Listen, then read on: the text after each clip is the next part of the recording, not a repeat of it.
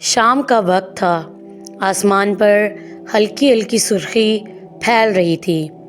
گاؤں کی چھوٹی سی مسجد کے باہر ننھا سا علی اپنے ہاتھ میں ایک کپڑے کی تھیلی پکڑے کھڑا تھا۔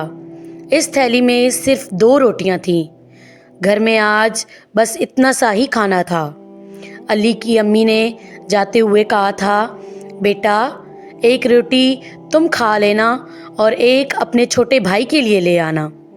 راستے میں علی نے دیکھا کہ مسجد کے دروازے کے پاس ایک بوڑھا شخص بیٹھا ہے۔ اس کے کپڑے پرانے تھے اور اس کی آنکھوں میں کمزوری صاف نظر آ رہی تھی۔ وہ آہستہ آواز میں کہہ رہا تھا، بیٹا کچھ کھانے کو مل جائے تو اللہ پاک تمہیں خوش رکھے۔ علی رک گیا۔ اس نے اپنی تھیلی کو مضبوطی سے پکڑا۔ دل میں خیال آیا، اگر میں دے دوں تو بھائی کیا کھائے گا؟ پھر اسے اپنی امی کی بات یاد آئی، بیٹا جو اللہ پاک کی راہ میں دیتا ہے اللہ پاک اسے کبھی خالی نہیں چھوڑتے۔ علی نے ہمت کی اور ایک روٹی نکال کر بوڑھے شخص کے ہاتھ میں رکھ دی۔ بوڑھے کی آنکھوں میں آنسو آ گئے۔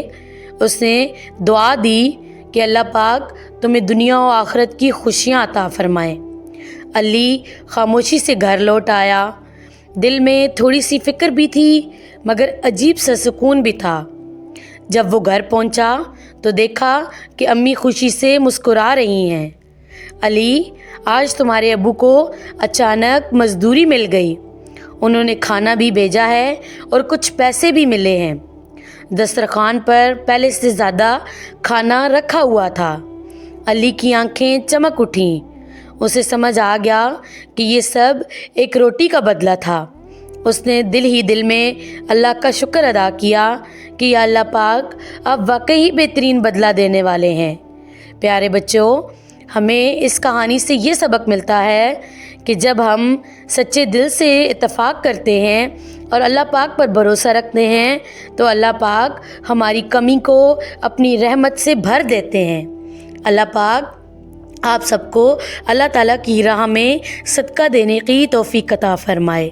آمین یا رب العالمین۔